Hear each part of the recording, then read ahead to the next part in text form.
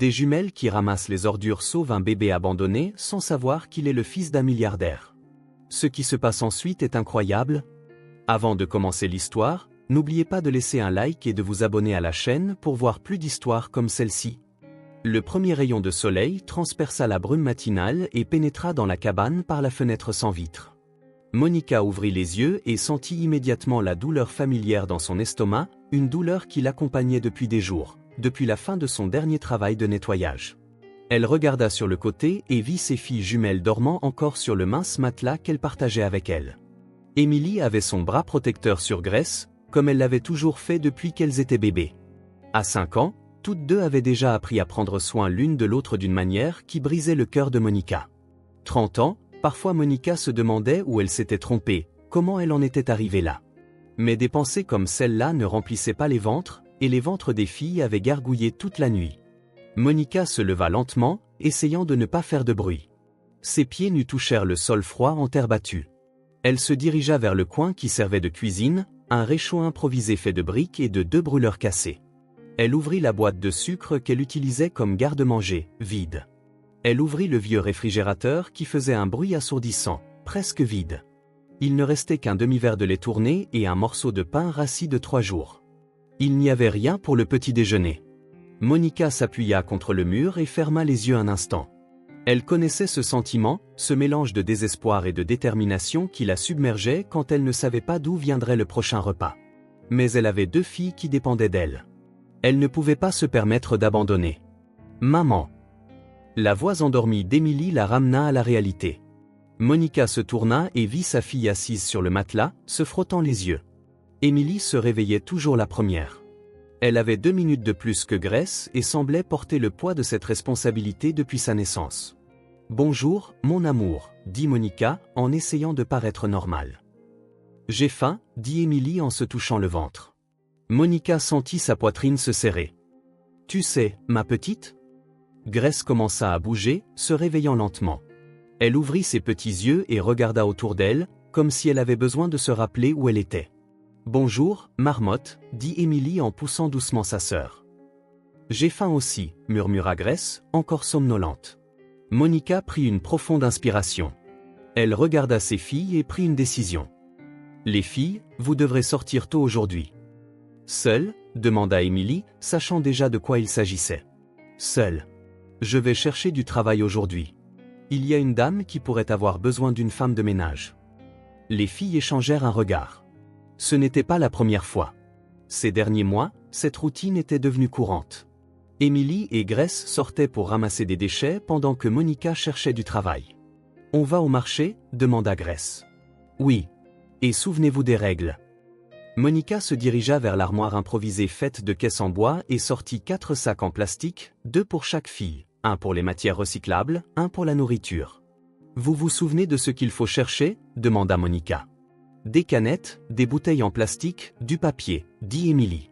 « Et de la nourriture qui est encore bonne, » ajouta Grace. « C'est ça. Et le plus important ? Faire attention aux choses coupantes, dirent les deux en chœur.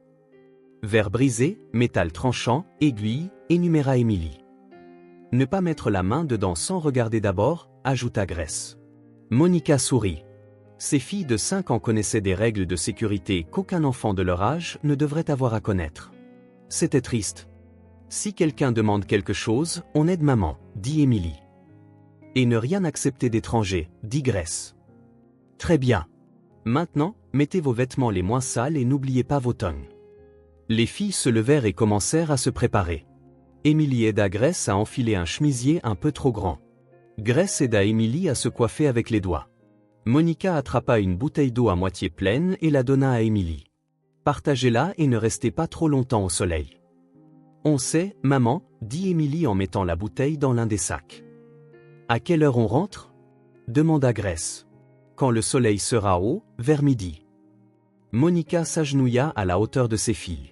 « Prenez soin l'une de l'autre, d'accord ? Émilie, tu es l'aînée. »« De seulement 2 minutes, » protesta Grace. « Mais tu es l'aînée, » dit Monica. « Et Grace, tu obéis à ta sœur, d'accord ? » Monica embrassa leurs 2 fronts. « Allez avec Dieu et soyez très prudente. » Les filles quittèrent la cabane alors que le soleil était encore bas dans le ciel. Monica se tenait à la porte, les regardant s'éloigner sur le chemin de terre, deux petites silhouettes portant des sacs presque de leur taille. Émilie tenait la main de Grace. « On va où en premier ?» « Au marché de la rue principale. C'est lundi, ils sortent toujours les poubelles tôt le lundi. » Elles marchèrent pendant 20 minutes dans des rues de plus en plus animées. Émilie connaissait les horaires et les habitudes que Monica leur avait enseignées. Elle savait quel marché avait le plus de matières recyclables, lesquelles jetaient de la nourriture encore utilisable. « Regarde !» Grace montra plusieurs grands sacs adossés au mur arrière d'un supermarché. « Il y a beaucoup de choses ici. » Émilie regarda rapidement autour d'elle. La rue était vide. « Voyons ce qu'il y a à l'intérieur. » Elles s'approchèrent des sacs. Émilie ouvrit le premier et regarda à l'intérieur, en faisant attention de ne pas y mettre la main sans regarder. « Il y a des bouteilles en plastique ici, » dit Émilie, et quelques canettes. Grace ouvrit un autre sac. « Il y a de la nourriture ici. Des fruits qui sont juste un peu abîmés. » Émilie examina les fruits que Grace avait trouvés. « Cette pomme est bonne, juste meurtrie d'un côté. » Elle coupa soigneusement la partie abîmée et donna le reste à Grace, qui prit une grosse bouchée. « C'est sucré, » dit Grace en souriant. Émilie prit une autre pomme pour elle-même et continua à fouiller. Elle trouva 2 bananes qui n'étaient foncées qu'à l'extérieur, quelques carottes encore fermes. « Quelle chance !» murmura Émilie, imitant ce qu'elle entendait toujours sa mère dire. Grace séparait les bouteilles en plastique dans un sac. Combien de bouteilles faut-il pour avoir de l'argent? Beaucoup, mais chaque bouteille aide. Émilie trouva quelques canettes de soda vide. Celles-ci valent plus que les bouteilles. Pourquoi? Parce qu'elles sont en métal. Monsieur j'en paie mieux pour le métal. Elles continuèrent à fouiller les sacs pendant quelques minutes. Grace trouva du pain rassis mais encore mangeable. Émilie trouva un paquet de biscuits encore dans leur date de péremption.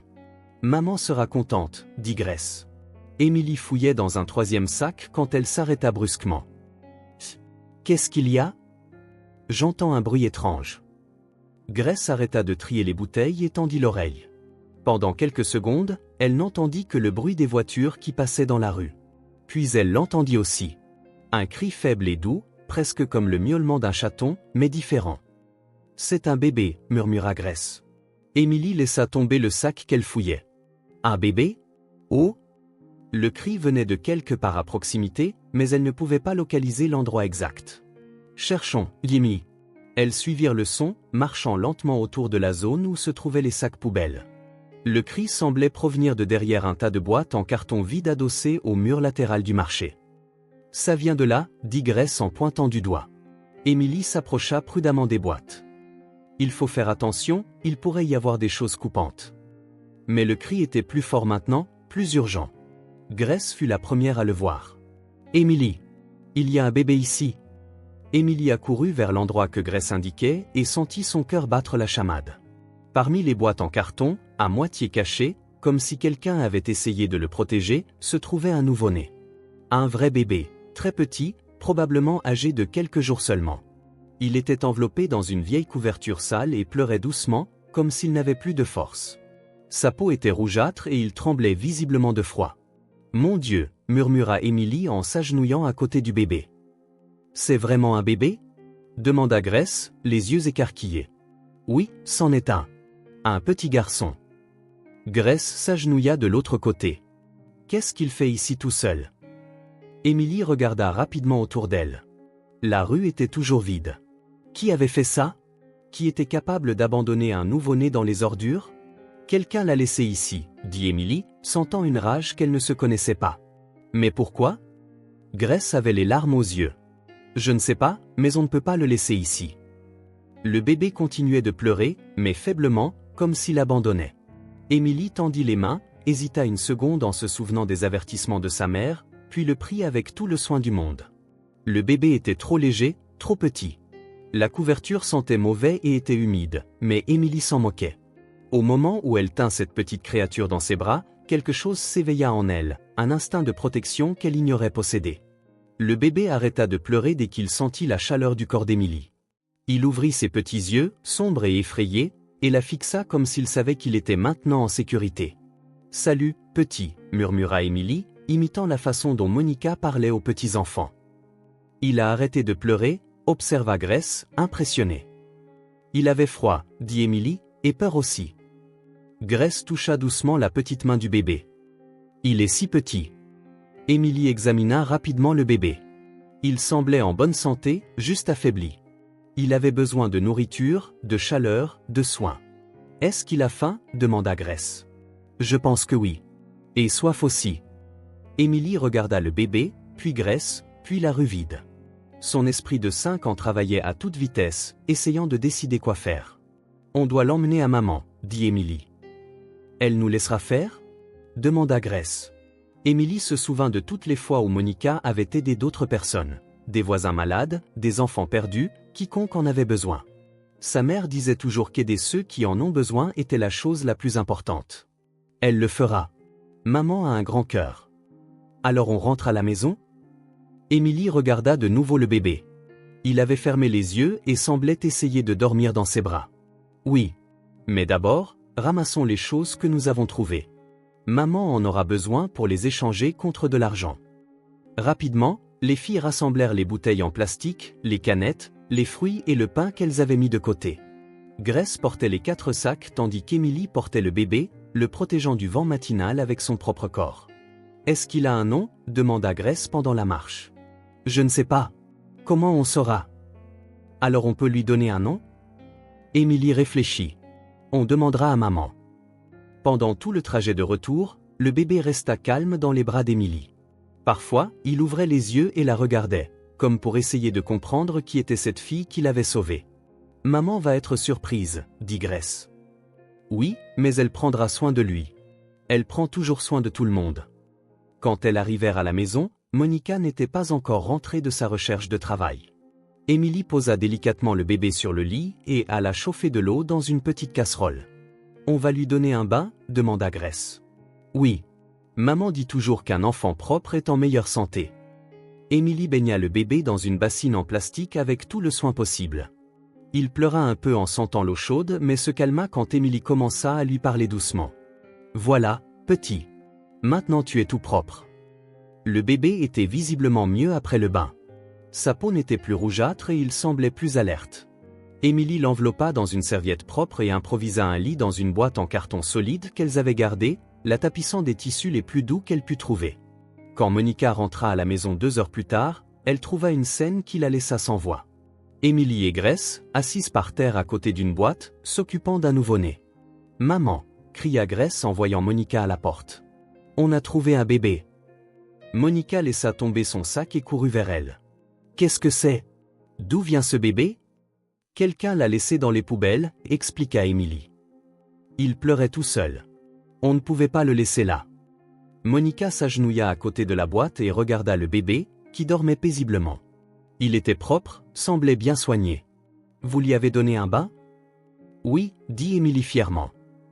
Et il a aimé ça. Monica ressentit un mélange d'émotions, surprise, inquiétude, mais surtout un instinct maternel qu'elle reconnut. On ne peut pas le laisser ici, dit Monica en prenant le bébé dans ses bras. Pourquoi pas? Demanda Grace. Il n'a personne d'autre. Monica regarda ses filles, puis le bébé dans ses bras. Elles avaient raison. Ce bébé était seul au monde, abandonné comme un déchet. Si personne ne le cherche, dit Grace, pleine d'espoir, est-ce qu'il peut être notre frère? Monica détourna le regard de ses filles mais continua de tenir le bébé comme s'il était le sien. Cette petite créature avait trouvé son chemin jusqu'à elle d'une manière improbable, mais peut-être n'était-ce pas une coïncidence. Au milieu du dénuement le plus total, l'amour avait trouvé un moyen de grandir. Et Monica savait que, quoi qu'il arrive, elle prendrait soin de ce bébé comme d'une vraie famille. Car parfois, l'affection la plus pure naît exactement là où on s'y attend le moins. 3 jours s'étaient écoulés depuis qu'elles avaient trouvé le bébé. Monica regarda le dernier morceau de pain et le divisa en 4 parts, 3 petites pour elle et les filles, une encore plus petite à ramollir dans le lait du bébé. « Maman, tu ne manges pas ?» demanda Emily, voyant que Monica ne prenait qu'une minuscule tranche. « J'ai déjà mangé », mentit Monica en donnant les plus gros morceaux à ses filles. Grace mordit dans le pain lentement, le faisant durer. « Et lui ?» demanda-t-elle en montrant le bébé qui dormait dans la boîte. « Il mangera après son réveil. » Monica écrasa le petit morceau de pain dans le lait tiède et le mit dans un petit bol. Ce n'était pas grand-chose, mais ce serait suffisant pour 2 autres biberons. Le bébé mangeait peu à la fois, mais fréquemment. Émilie s'approcha de la boîte improvisée. Le bébé dormait paisiblement, respirant doucement. Ces derniers jours, la couleur de sa peau s'était améliorée, il n'était plus aussi pâle. « Il est plus grand », observa Émilie. « Oui », acquiesça Monica. « Il se remet. » Grace s'agenouilla à côté de la boîte. « Je peux le prendre ? » « Tu peux, mais fais attention. » Grace souleva le bébé avec tout le soin qu'une fillette de 5 ans pouvait avoir. Il ouvrit ses petits yeux et la fixa sans pleurer. « Salut, petit. Tu as bien dormi ?» Le bébé fit un léger gargouillis, comme pour essayer de répondre. Grace sourit. « Je crois qu'il aime quand on lui parle. » Monica observait la scène. En 3 jours, les filles s'étaient transformées en sœurs aînées dévouées. Elles aidaient pour tout, changer les couches improvisées, préparer les biberons, bercer le bébé quand il pleurait. « Maman, » dit Émilie, « il a besoin d'un vrai nom. » Monica soupira. Lui donner un nom rendrait tout plus réel, plus définitif. Mais les filles avaient raison. « À quel nom avez-vous pensé ?»« Miguel, » dit Grace immédiatement, « parce que c'est joli. » Ou Gabriel, suggéra Émilie, comme l'ange. Monica regarda le bébé dans les bras de Grace. Il était éveillé, levant les yeux avec curiosité. C'était incroyable comme il avait changé en seulement 3 jours. Il ne ressemblait plus à cette petite créature effrayée qu'elles avaient trouvée dans les ordures. « Gabriel, c'est un beau nom, » dit Monica. « L'ange protecteur. »« Alors il s'appellera Gabriel ?» demanda Grace, excitée. « Pour l'instant, » répondit Monica. Le bébé, Gabriel, commença à pleurer doucement. Grace le berça gentiment. « Il a faim, n'est-ce pas ?» Monica prépara le biberon avec le pain ramolli dans le lait. Gabriel but avec avidité, serrant fort le doigt de Monica. « Il est fort ?» observa Émilie. « Il grandit bien. » Après avoir mangé, Gabriel resta éveillé un moment, regardant les 3 femmes qui prenaient soin de lui. Monica vit quelque chose dans les yeux du bébé qui n'y était pas avant, la confiance. « Émilie, » dit Monica, « prends ces tissus propres là-bas. » Émilie apporta les tissus que Monica avait lavés la veille. Ils étaient vieux, certains déchirés, mais ils étaient propres et doux. Faisons-lui de meilleures couvertures. Les 3 s'assirent par terre. Monica apprit aux filles à plier les tissus de manière à les rendre plus chauds et plus doux. Comme ça, montra Monica en faisant un pli spécial. C'est comme une petite veste. Émilie essaya d'imiter. Comme ça ? C'est ça. Tu apprends vite. Grace regardait attentivement. Je peux essayer aussi ? Bien sûr. Elles passèrent tout l'après-midi à préparer des vêtements et des couvertures improvisées pour Gabriel. Avec chaque tissu plié et soigneusement arrangé, le bébé gagnait en confort. Voilà, dit Monica en plaçant l'une des couvertures sur Gabriel. Maintenant, il n'aura plus froid. Le bébé se blottit dans la couverture douce et ferma les yeux en soupirant de contentement. Il a aimé, dit Grace en souriant. Quand la nuit tomba, Gabriel était agité. Il pleurait doucement, mais rien ne semblait le calmer. Biberon, couche propre, câlin, rien ne fonctionnait. Qu'est-ce qu'il peut bien avoir ? demanda Émilie, inquiète. Parfois, les bébés sont comme ça, expliqua Monica. Ils ont besoin d'un peu plus d'attention. Grace s'assit à côté de la boîte. Je peux lui chanter une chanson ? Oui, tu peux. Grace commença à fredonner une chanson que Monica leur chantait toujours quand elles étaient petites.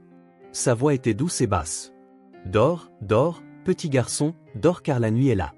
Maman est tout près et Dieu au ciel t'a béni. Gabriel arrêta de pleurer immédiatement. Il ouvrit les yeux et regarda Grace, comme s'il écoutait la chanson. Je peux continuer, murmura Émilie. Grace continua de chanter, inventant des couplets. Dors, dors, Gabriel, maintenant tu as une famille. 2 sœurs et une maman qui t'aiment tous les jours. Le bébé se détendit complètement, ses petits yeux se fermant lentement jusqu'à ce qu'il tombe dans un sommeil profond. Ça a marché, dit Émilie, impressionnée. Tu chantes très bien, la félicita Monica. Grace rougit de fierté. Il a vraiment aimé. À partir de cette nuit, ce devint une routine. Chaque fois que Gabriel était agité, Grace lui chantait une chanson, et ça marchait toujours. Une semaine plus tard, Monica trouva un travail de nettoyage dans une grande maison de l'autre côté de la ville. Le salaire serait modeste, mais suffisant pour acheter de la vraie nourriture. Vous deux, restez et prenez soin de Gabriel, dit Monica avant de partir. Vous savez quoi faire. Ne t'inquiète pas, maman, dit Émilie. On prendra bien soin de lui. Quand Monica revint en fin de journée, elle trouva une scène qui la fit s'arrêter à la porte. Émilie était assise par terre avec Gabriel sur ses genoux, lui montrant des images d'un vieux livre qu'elles avaient trouvé. Grace était à côté d'elle, faisant des grimaces pour faire rire le bébé. Gabriel n'était pas seulement bien, il était heureux. « Comment s'est passée votre journée » demanda Monica. « Il a à peine pleuré, » dit Émilie. « Et regarde. » Émilie fit une grimace et Gabriel sourit, un petit sourire mais authentique. « Il sourit » s'exclama Monica. « Ça a commencé ce matin, » dit Grace. « D'abord c'était juste un petit peu, puis c'est devenu plus facile. » Monica s'approcha et prit Gabriel. Le bébé la regarda et sourit à nouveau, comme s'il la reconnaissait. « Salut, Gabriel. Tu es si beau. » Cette nuit-là, Monica regarda ses deux filles endormies par terre, à côté de la boîte de Gabriel. Le bébé dormait aussi, paisible et en sécurité. Il n'avait pas grand-chose. La maison était petite, la nourriture rare, les vêtements vieux. Mais ils avaient quelque chose que beaucoup de gens riches n'avaient pas, un amour véritable. Monica se souvint de l'époque où les filles étaient des bébés comme ça. Elle n'avait rien non plus à l'époque, mais elle leur avait donné tout ce qu'elle pouvait, de l'affection, de l'attention, de la protection. Et regardez comme elles avaient grandi, gentilles, attentionnées, pleines d'amour à donner. Maintenant, Gabriel aurait ça aussi. Il ne grandirait pas dans un manoir, il n'aurait pas de jouets chers ou de vêtements de marque, mais il grandirait en sachant qu'il était aimé inconditionnellement. Monica toucha doucement le visage du bébé. Il soupira dans son sommeil, content. Parfois, ceux qui ont le moins offrent le plus, murmura Monica pour elle-même. C'était vrai. Elle et les filles n'avaient pas d'argent, pas de luxe, pas de sécurité financière. Mais elles avaient des cœurs immenses, et elles offraient tout ce qu'elles avaient à ce bébé abandonné. Gabriel bougea dans son sommeil et sourit, comme s'il faisait un beau rêve. Monica sourit aussi. Il renaissait là, dans cette petite cabane simple, loin des yeux du monde, invisible pour ceux qui avaient beaucoup mais offraient peu. Dans le silence de cette maison pauvre, l'amour grandissait plus fort que n'importe quelle richesse. Gabriel était à la maison. Et la maison, Monica le savait bien, n'était pas un lieu. C'était là où l'on était vraiment aimé. Gabriel était avec eux depuis 2 semaines. Ce matin-là, Monica réussit à vendre quelques fruits en bon état qu'elles avaient trouvés et gagna assez d'argent pour acheter du vrai lait en poudre. « Allons-y tous ensemble, » dit Monica en prenant Gabriel. « J'ai besoin d'aide pour porter les choses. » Émilie et Grace étaient excitées. Elles sortaient rarement toutes ensemble pour une promenade. Gabriel semblait aussi apprécier de quitter la maison. Il resta éveillé, regardant tout avec curiosité. Ils marchèrent jusqu'au centre-ville où se trouvaient les plus grands magasins. Le lait en poudre coûtait moins cher dans un grand supermarché, et Monica voulait économiser chaque centime. « Regarde combien de gens, » dit Grace, impressionnée par les rues principales animées. « Restez près de moi, » demanda Monica. « Je ne veux pas vous perdre dans la foule. » Ils achetèrent le lait en poudre, quelques fruits et un paquet de biscuits pour les filles. Gabriel dormit pendant tout le trajet des courses, bercé par le mouvement. Sur le chemin du retour, ils décidèrent de passer par la rue commerçante où les filles aimaient regarder les vitrines. Elles ne pouvaient rien acheter, mais c'était amusant de rêver. « Maman, je peux regarder les jouets ?» demanda Émilie en s'arrêtant devant un magasin coloré. « Tu peux, mais rapidement. Gabriel va se réveiller et vouloir manger. » Les filles collèrent leur nez contre la vitrine du magasin de jouets. Monica se tenait à côté d'elle, regardant Gabriel dormir dans ses bras. « Quelle belle poupée !» soupira Grace en montrant une poupée aux cheveux bouclés. « Un jour, nous aurons des jouets neufs, » dit Émilie, toujours optimiste. « Oui, vous en aurez, » acquiesça Monica, même si elle ne savait pas quand ce serait possible. Ils continuèrent à marcher et s'arrêtèrent devant un magasin d'électronique. Dans la vitrine, plusieurs téléviseurs montraient différents programmes. L'un d'eux diffusait les nouvelles. « Regarde les télévisions, » dit Grace. « Elles sont énormes. » Émilie était fascinée par les couleurs vives des écrans. « On peut juste rester ici et regarder un peu ?»« Vous pouvez, » dit Monica, « mais juste un petit peu. » Les filles s'appuyèrent contre la vitrine, regardant les programmes sans son. Monica regarda aussi, distraitement, en berçant Gabriel. Sur l'écran de télévision du milieu, une photo d'un homme en costume apparut, parlant sérieusement aux caméras. En dessous de l'image, une phrase défilait, « Homme d'affaires offre une récompense pour son fils disparu ». Monica ne prêtait pas beaucoup d'attention jusqu'à ce que l'image change. La photo d'un bébé apparut à l'écran. Monica sentit son sang se glacer. C'était Gabriel. Le même petit visage, les mêmes yeux sombres, la même expression. Il n'y avait aucun doute possible. « Mon Dieu !» murmura Monica, incapable de détacher ses yeux de l'écran. « Qu'est-ce qui ne va pas, maman ?» demanda Émilie, remarquant le ton effrayé de sa mère. Monica ne pouvait pas répondre. Elle continua de regarder la télévision, attendant de mieux comprendre ce qui se passait. L'image revint à l'homme en costume. En dessous, son nom apparut, Robert Haï, homme d'affaires. Monica n'avait jamais entendu parler de lui, mais à en juger par sa tenue et l'arrière-plan, il semblait être un homme très riche. « Maman, ça va ?» insista Grace. « Oui, ça va », mentit Monica en essayant de se ressaisir. « Allons-y, mais on a à peine commencé à regarder. Gabriel va se réveiller. Il vaut mieux qu'on y aille. » Les filles obéirent, mais Monica remarqua qu'Émilie la regardait avec méfiance. La fillette était intelligente et remarquait toujours quand quelque chose n'allait pas. Pendant tout le trajet de retour, Monica resta silencieuse. Son esprit tournait à plein régime, essayant de traiter ce qu'elle avait vu. Gabriel était le fils d'un riche homme d'affaires. Quelqu'un le cherchait, offrait une récompense. Comment avait-il atterri dans les ordures derrière le marché? Quelqu'un l'avait-il kidnappé puis abandonné? Ou y avait-il une autre explication? « Maman, tu es très silencieuse », observa Émilie alors qu'elles approchaient de la maison. « Je suis juste fatiguée. » Mais Émilie ne la crut pas. Quand elles entrèrent dans la cabane, elle tira Grace à part et lui chuchota quelque chose à l'oreille. Grace regarda Monica avec inquiétude. Monica mit Gabriel dans sa boîte et prépara un biberon. Le bébé se réveilla juste à temps, comme toujours. Il sourit à Monica et étendit ses petits bras. « Salut, Gabriel », dit Monica, mais sa voix sonnait différemment. Le bébé la regarda comme s'il sentait que quelque chose avait changé. Ses yeux sombres semblaient poser des questions auxquelles Monica ne savait pas comment répondre. « Maman », dit Émilie en s'approchant, « est-ce qu'il s'est passé quelque chose quand on regardait les télévisions ?» Monica hésita. Les filles étaient jeunes, mais elles méritaient de savoir la vérité. « Asseyez-vous ici », dit Monica en montrant le matelas. Émilie et Grace s'assirent à côté de leur mère. Gabriel buvait paisiblement, inconscient de la conversation. « Vous avez vu cet homme à la télé ? » « Celui en costume ?» demanda Grace. « C'est lui.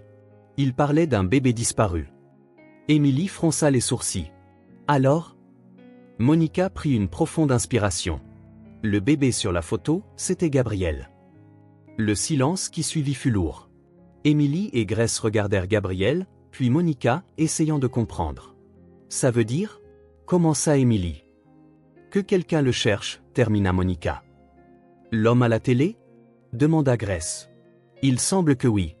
Il a dit qu'il était le père. » Grace s'approcha de Gabriel et toucha son petit visage. « Mais c'est notre frère maintenant. C'est nous, maman, qui avons pris soin de lui. Nous l'avons sauvé. Il fait partie de notre famille. » Émilie était plus sérieuse. « Si cet homme est son père, on ne peut pas le garder, n'est-ce pas ?»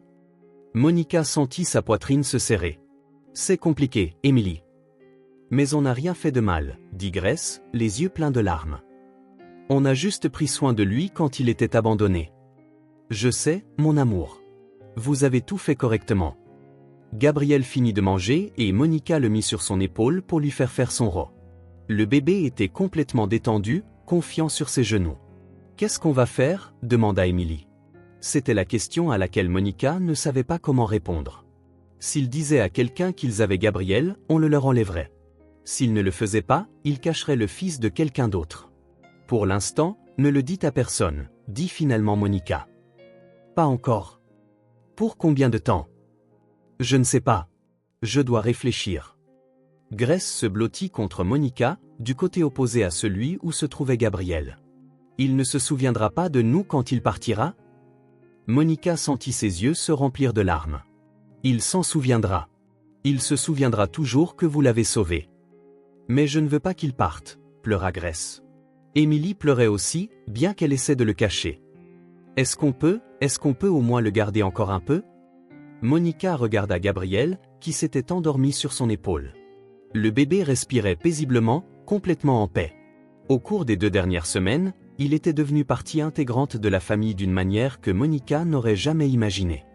Encore un peu, promit Monica, sachant que c'était une promesse qu'elle ne pourrait peut-être pas tenir. Cette nuit-là, après que les filles se furent endormies, Monica resta éveillée, regardant Gabriel dormir. Le bébé était différent de quand elle l'avait trouvé, plus fort, plus sain, plus heureux. Il avait pris du poids et sa peau avait une couleur rosée, signe qu'il était bien soigné. Il était né à nouveau dans leurs bras. Mais maintenant, Monica savait qu'il avait une autre vie, une autre famille qui l'attendait. Robert Haï. Le nom résonnait dans la tête de Monica. Un homme riche et puissant qui avait probablement des ressources dont elle ne pourrait jamais rêver. Gabriel pourrait avoir une belle vie avec lui, éducation, confort, opportunité. Mais serait-ce une vie avec de l'amour? Monica toucha doucement le visage de Gabriel. Le bébé soupira dans son sommeil et sourit, comme il le faisait toujours quand il sentait son affection. « Qu'est-ce que je fais, petit ?» murmura Monica. « Comment je te laisse partir ?» Gabriel ne répondit pas, continuant simplement à dormir paisiblement. Mais Monica savait que la décision ne pouvait pas être reportée éternellement. À un moment donné, elle devrait choisir entre ce qu'elle voulait et ce qui était juste. Et ce choix commençait à peser sur ses épaules comme une montagne entière. Le poids du choix s'installa, lourd et inévitable, dans le cœur d'une mère qui avait appris à aimer un enfant qui ne lui avait jamais vraiment appartenu. Monica passa toute la nuit sans dormir. Elle était assise par terre, regardant Gabriel dormir paisiblement dans sa boîte. Le bébé respirait doucement, ignorant que sa vie était sur le point de changer complètement.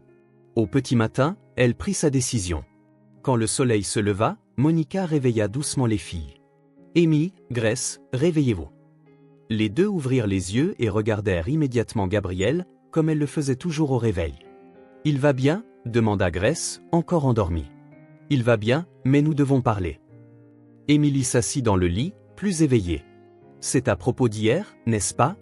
À propos de l'homme à la télé. » Monica hocha la tête. « Oui. » Grace s'assit aussi, encore confuse. « Quel homme? » Le père de Gabriel, expliqua Émilie. Le petit visage de Grace se remplit de peur. « On va devoir le rendre ?» Monica prit une profonde inspiration. « Oui, Grace. C'est ce que nous devons faire. »« Non. » Grace se mit immédiatement à pleurer. « C'est notre frère. Nous avons pris soin de lui. Je sais, mon amour, mais il a une famille qui le cherche. »« Nous sommes sa famille maintenant, » insista Grace, les larmes coulant sur son visage. Émilie était plus calme, mais Monica voyait qu'elle aussi retenait ses larmes. « Nous n'avons pas le choix, n'est-ce pas, maman? »« Non, Émilie. Ce serait mal de le garder en sachant que quelqu'un le cherche. » Grace se jeta dans les bras de Monica en sanglotant. « Mais je l'aime. C'est mon petit frère. » Monica serra sa fille dans ses bras, sentant son propre cœur se briser. « Je sais que tu l'aimes. Nous l'aimons tous. Mais parfois, aimer, c'est laisser partir. » « Je ne comprends pas, » pleura Grace. « Cela signifie que nous voulons ce qu'il y a de mieux pour lui, même si c'est difficile pour nous. » Émilie essuya ses yeux avec le dos de sa main. « Alors, quand est-ce qu'on l'emmène? »« Aujourd'hui. »« Aujourd'hui ?» Grace leva les yeux, désespérée. « Mais c'est trop tôt. »« Ce n'est pas tôt, Grace. En fait, cela aurait dû être plus tôt. » Gabriel se réveilla au son des pleurs de Grace. Il ouvrit ses petits yeux et les regarda toutes les trois, comme s'il sentait que quelque chose était différent. « Salut, Gabriel, » dit Grace en essayant d'arrêter de pleurer. « Bonjour, petit frère. » Gabriel lui sourit, ce doux sourire qui faisait toujours fondre le cœur de Monica. « Est-ce qu'il se souviendra de nous ?» demanda Grace en prenant Gabriel dans ses bras. « Je ne sais pas, » répondit honnêtement Monica. « Il est encore très petit. » « Mais nous nous souviendrons de lui, » dit Émilie en touchant la petite main du bébé. « Toujours, toujours, » acquiesça Grace en embrassant le front de Gabriel. Monica prépara le dernier biberon pour Gabriel. Pendant qu'il buvait, elle expliqua aux filles comment cela se passerait. « Nous l'emmenons au poste de police. Là-bas, ils appelleront son père. »« Et après ?» demanda Émilie. « Après, il rentre chez lui. »« Et on ne le reverra plus jamais ?» Monica ne savait pas quoi répondre. Grace. Grace se remit à pleurer. Émilie ne put pas non plus retenir ses larmes. « Je peux lui donner un bain une dernière fois ?» demanda Grace. « Oui, Tu peux. Les filles donnèrent le bain à Gabriel avec tout le soin du monde. Elles lavèrent chaque petit doigt, chaque pli de sa peau. Gabriel semblait apprécier cette attention supplémentaire. Il riait et jouait dans l'eau chaude. « Tu es un bébé très spécial », dit Émilie en lui rinçant les cheveux. « Ne nous oublie pas, d'accord ?» Gabriel tapa des mains dans l'eau, éclaboussant les filles. Elles rirent, même avec les yeux rouges d'avoir tant pleuré. Monica choisit les vêtements les plus propres qu'ils avaient pour Gabriel. Elle choisit la petite chemise en meilleur état et la couche la plus neuve. Pour elle, les vêtements qu'elle ne mettait que pour les grandes occasions. « Pourquoi devons-nous nous habiller ?» demanda Grace. « Parce que nous allons rencontrer des gens importants », expliqua Monica. « Et parce que je veux qu'ils voient que vous êtes des filles polies et bien élevées. » Émilie comprit. « Pour qu'ils ne pensent pas de mal de nous. » Exactement. Elles habillèrent Gabriel avec affection. Il était magnifique, propre, avec une peau rose et saine. Quiconque le regarderait verrait qu'il avait été très bien soigné. « Prêt ?» dit Monica en prenant Gabriel. « Allons y, dit Grace. Je peux lui faire un baiser d'adieu ? Tu peux. Grace embrassa le front de Gabriel. Je t'aime, petit frère. Tu as été le plus beau cadeau que nous ayons jamais reçu. Émilie embrassa aussi le bébé. Sois heureux, Gabriel, et grandis fort. Monica sentit ses yeux se remplir de larmes, mais elle se contrôla. Elle devait être forte pour les filles. Ils quittèrent la maison en silence. La marche jusqu'au poste de police semblait à la fois éternelle et trop rapide. Gabriel dormit presque tout le trajet, ne se réveillant que lorsqu'ils arrivèrent à la porte du bâtiment. « C'est ici » dit Monica en regardant le grand bâtiment intimidant. « J'ai peur » murmura Grace. « Tu n'as pas besoin d'avoir peur. Nous n'avons rien fait de mal. » Ils entrèrent dans le poste de police. L'accueil était grand, avec plusieurs personnes qui attendaient. Monica s'approcha du comptoir. « Excusez-moi » dit-elle à l'officier derrière le comptoir. « Oui ? Nous avons trouvé un bébé. Je pense que c'est le bébé qu'on montre à la télévision. » L'officier regarda Gabriel dans les bras de Monica, puis les filles. Un instant. Il appela un autre officier, qui s'approcha. C'était un homme plus âgé, au visage doux. « Je suis l'officier Ramirez, » dit-il. « Vous avez trouvé un bébé ? » « Oui, monsieur. Il y a 2 semaines. » L'officier Ramirez regarda attentivement Gabriel. « Pouvez-vous venir avec moi, s'il vous plaît ?» Il les conduisit dans une pièce plus petite et plus privée. Il leur offrit des chaises pour s'asseoir. « Pouvez-vous me raconter comment vous l'avez trouvé ?» Monica raconta toute l'histoire. Comment les filles étaient sorties chercher de la nourriture, comment elles avaient entendu les pleurs, comment elles avaient trouvé Gabriel abandonné dans les ordures. « Et depuis, vous vous en êtes occupé ?» demanda l'officier Ramirez. « Oui, monsieur. Nous l'avons baigné, nourri, nous lui avons donné de l'affection. Il était très faible quand nous l'avons trouvé. » L'officier Ramirez observa Gabriel, qui était éveillé et alerte dans les bras de Monica. « Il semble très bien soigné. »« Nous avons fait de notre mieux, » dit Émilie. « Je vois que vous avez fait un excellent travail. » Grace pleurait doucement. Nous ne voulions pas le rendre, mais nous savons que c'est la bonne chose à faire. L'officier Ramirez les regarda toutes les trois avec respect. Vous êtes très courageuse. Et vous avez fait ce qu'il fallait. Son père le sait déjà, demanda Monica. Je l'appelle tout de suite. Il viendra chercher son fils. Monica hocha la tête, bien qu'elle sentît son cœur se serrer. Vous pouvez attendre ici. Ce ne sera pas long. L'officier Ramirez quitta la pièce. Monica et les filles restèrent seules avec Gabriel. C'est pour de vrai, maintenant, dit Émilie, la voix tremblante. Grace ne pouvait pas s'arrêter de pleurer. Je ne veux pas qu'il parte. Monica passa Gabriel dans les bras d'Émilie. Reste avec lui encore un peu. Émilie serra Gabriel dans ses bras comme si c'était la dernière fois. Le bébé la regarda avec curiosité, comme s'il sentait que quelque chose d'important se passait. Tu es très spécial, tu sais, dit Émilie à Gabriel. Nous t'aimons très fort. Grace s'approcha et toucha le pied de Gabriel. Quand tu seras grand, souviens-toi de nous, d'accord ? Souviens-toi de tes premières sœurs. Gabriel fit un léger gargouillis, comme pour essayer de répondre. Ils restèrent ainsi pendant 1 heure, se relayant pour tenir Gabriel, profitant de leurs derniers moments ensemble. Puis, l'officier Ramirez revint. Il est là, dit-il simplement. L'estomac de Monica se noua. Déjà ? Il est dehors. Je peux le faire entrer ? Monica regarda les filles. Émilie serrait Gabriel dans ses bras. Grace pleurait en silence. Vous pouvez, dit Monica.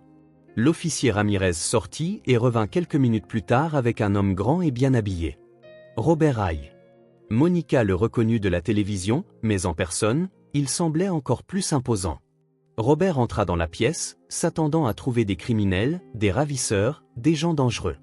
Au lieu de cela, il vit une jeune femme et 2 petits enfants, toutes propres et soignées, la tête haute. Il s'arrêta à la porte, clairement confus. « C'est vous » demanda-t-il en regardant Monica puis les filles. Émilie se leva, tenant toujours Gabriel. « Il était seul, monsieur. Dans les ordures. Nous avons pris soin de lui. » Robert regarda son fils dans les bras de la fillette. Gabriel était visiblement bien soigné, en bonne santé, propre. Il ne ressemblait pas à un enfant qui avait été maltraité. « Vous avez pris soin de lui ?»« Oui, monsieur, » dit Grace en essuyant ses yeux. « Nous l'avons baigné, nourri, nous lui avons chanté des chansons pour qu'il s'endorme. C'est un très bon garçon. » Robert s'approcha lentement. Gabriel le regarda sans peur, curieux. « Il est différent, » murmura Robert. « Plus fort. »« Il était très faible quand nous l'avons trouvé, » expliqua Émilie. « Mais il s'est beaucoup amélioré. » Monica se leva. « Nous avons juste pris soin de lui, monsieur. Parce que c'était la bonne chose à faire. » Robert regarda Monica. Il y avait quelque chose dans sa posture, dans sa façon de parler, qui l'impressionna. De la dignité, même dans la pauvreté. « Savez-vous qui je suis » demanda Robert. « Nous l'avons vu à la télévision » répondit Monica. « Vous êtes son père » Robert tendit les bras. Émilie hésita un instant, puis lui tendit Gabriel. Le bébé resta calme dans les bras de son père, mais ses yeux cherchaient Émilie et Grace. « Combien voulez-vous » demanda soudainement Robert. « Que voulez-vous dire » fronça les sourcils Monica. « La récompense. »« Combien » Monica regarda ses filles, puis de nouveau Robert. « Nous ne voulons rien, monsieur. »« Rien » ? Non, monsieur. Nous avons juste fait ce qui était juste. Robert resta silencieux quelques secondes, clairement surpris. « Mais vous, vous avez pris soin de mon fils. Vous lui avez sauvé la vie. »« N'importe qui aurait fait la même chose, » dit Monica. « Non, » dit doucement Robert. « Pas n'importe qui. » Il regarda Gabriel, qui pleurait maintenant doucement, comme si les bras des filles lui manquaient. « Il s'est attaché à vous. »« Et nous nous sommes attachés à lui, » dit Grace, une nouvelle larme coulant sur sa joue. « Mais nous savons que c'est votre fils. » Robert regarda ces 3 personnes qui avaient pris soin de son fils sans rien attendre en retour. Cela le perturba profondément. Comment était-ce possible ? Ils étaient clairement pauvres, vivaient dans des conditions qu'ils ne pouvaient même pas imaginer. Et pourtant, ils ne voulaient rien. « Je ne comprends pas, » dit Robert d'un ton plus dur. « Vous êtes dans le besoin et vous ne voulez rien en retour ?» Monica le regarda droit dans les yeux. « Non, monsieur. Nous ne voulons pas. » Robert se sentit presque indigné. Cela n'avait aucun sens pour lui. Dans son expérience, tout le monde voulait toujours quelque chose. Mais c'est impossible. Tout le monde veut quelque chose. Nous voulons juste qu'il soit heureux, dit simplement Grace. Robert secoua la tête, comme s'il ne pouvait pas l'assimiler. Vous avez pris soin de mon fils pendant 2 semaines. Vous avez dépensé de l'argent que vous n'aviez pas. Et vous ne voulez rien ? Nous avons juste fait ce qui était juste, répéta Monica. Ce qui était juste ? Cria presque Robert. Vous ne me connaissez pas. Vous ne savez pas si je mérite de ravoir mon fils. L'officier Ramirez se déplaça, mal à l'aise, sur sa chaise. Les filles furent surprises par le ton de Robert. Monica, cependant, resta calme. Vous êtes son père. Cela suffit. Robert la fixa, complètement déconcerté. Dans sa tête, tout cela était impossible. Gabriel pleurait plus fort maintenant. Émilie s'approcha prudemment. Je peux le calmer ? Il aime quand on chante. Robert hésita, toujours agacé, mais finit par hocher la tête. Émilie commença à fredonner doucement, la même chanson que Grace chantait toujours. Gabriel se calma immédiatement, la regardant avec une confiance totale. Robert observa la scène et sentit quelque chose d'étrange dans sa poitrine. Un mélange de confusion, de colère et de quelque chose qu'il ne pouvait pas identifier. « Vous » commença-t-il, mais sa voix se brisa. Monica se leva. « Nous partons, monsieur. Gabriel est en sécurité maintenant. » C'est tout ce qui compte. Attendez, dit Robert, essayant toujours de comprendre. Je n'ai jamais vu des gens comme vous. Nous sommes des gens ordinaires, dit Monica. Nous avons juste fait ce que n'importe qui ferait. Non, explosa Robert. Pas n'importe qui. La plupart des gens voudraient quelque chose.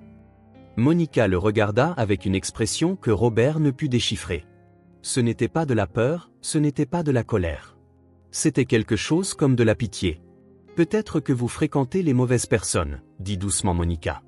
Et pour la première fois de sa vie, Robert Haye, un homme qui pensait connaître le monde entier, resta complètement sans voix.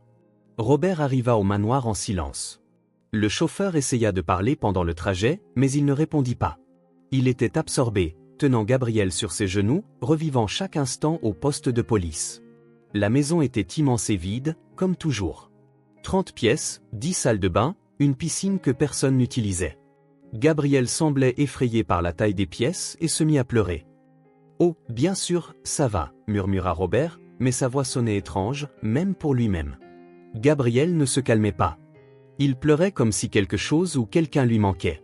Robert essaya de bercer le bébé comme il avait vu Émilie le faire, mais Gabrielle continuait de pleurer. Il essaya de lui parler comme Monica le faisait, mais rien n'y fit. « Qu'est-ce que tu veux » demanda Robert, commençant à désespérer. C'est alors qu'il se souvint de la chanson qu'Émilie avait chantée à Gabrielle au poste de police. Et il s'était calmé immédiatement. Robert essaya de fredonner quelque chose, mais il ne connaissait aucune berceuse. Il n'avait jamais eu besoin d'en connaître. Gabrielle pleura pendant près d'une heure jusqu'à ce qu'il s'endorme finalement d'épuisement dans les bras de son père.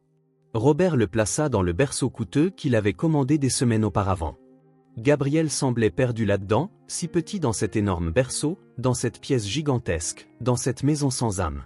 Pour la première fois, Robert réalisa à quel point tout était froid là-bas. Il descendit au salon et se versa un whisky. Il s'assit dans le fauteuil en cuir qui coûtait plus que ce que la plupart des gens gagnaient en un an et fixa le vide. Les mots de Monica résonnaient dans sa tête, « Peut-être que vous fréquentez les mauvaises personnes ». Robert prit une gorgée et essaya de se souvenir de la dernière fois que quelqu'un avait fait quelque chose pour lui sans rien attendre en retour. Il ne pouvait pas. Toute sa vie était faite d'échanges. Il donnait de l'argent, il recevait des services. Il offrait des cadeaux chers, il recevait une fausse gratitude. Il faisait des dons, il recevait une reconnaissance publique. Mais ces 3 femmes, une mère et 2 enfants, avaient pris soin de son fils pendant 2 semaines sans absolument rien demander. Ça n'a pas de sens, murmura Robert pour lui-même. Mais si, ça en avait. Robert le savait. Il ne l'avait juste jamais vu auparavant. Il n'avait jamais voulu le voir. Il prit une autre gorgée et regarda autour de la pièce. Des peintures coûteuses sur les murs, des meubles qui coûtaient des fortunes, des objets d'art qui ne servaient qu'à impressionner les visiteurs. Et pourtant, Gabrielle avait pleuré en arrivant là, comme s'il savait que cet endroit n'était pas un foyer. Robert se leva et traversa la maison vide. Ses pas résonnaient dans les immenses couloirs. 30 pièces, et il se sentait l'homme le plus seul du monde. Il monta voir Gabrielle. Le bébé était agité, bougeant beaucoup, comme s'il faisait des cauchemars. Quand Gabrielle était avec Monica et les filles, il dormait paisiblement. Robert l'avait vu au poste de police. La paix sur le visage du bébé quand il était dans leurs bras. Il s'assit dans un fauteuil à côté du berceau et regarda son fils. « Elles ont mieux pris soin de toi en 2 semaines que je ne pourrais le faire en des années, » murmura Robert. La vérité faisait mal. Robert avait tout l'argent du monde pour donner à Gabrielle les meilleures écoles, les meilleurs vêtements, les meilleurs médecins. Mais il ne savait pas comment donner ce dont Gabrielle avait vraiment besoin, de l'amour, des soins, de la présence. Monica n'avait rien, et pourtant elle avait tout donné. Robert se souvint de l'expression sur le visage de Monica quand elle avait dit qu'elles avaient juste fait ce qui était juste. Il n'y avait pas de fausse fierté, pas de prétention. C'était juste la vérité la plus pure que Robert ait jamais rencontrée. Il descendit de nouveau au salon et commença à faire les 100 pas. Son esprit ne pouvait pas s'arrêter. Il se souvint des nombreuses fois où il avait croisé des gens comme Monica dans la rue, des mendiants, des ramasseurs d'ordures, des familles pauvres attendant le bus. Il détournait toujours le regard. Ce genre de personnes, disait-il quand un assistant mentionnait les programmes sociaux, comme s'ils étaient une catégorie différente d'êtres humains. Robert arrêta de marcher. La prise de conscience le frappa comme un coup de poing à l'estomac. Il n'avait jamais vu ces gens comme des personnes. Pour Robert, il y avait les gens comme lui, ses partenaires, sa classe sociale.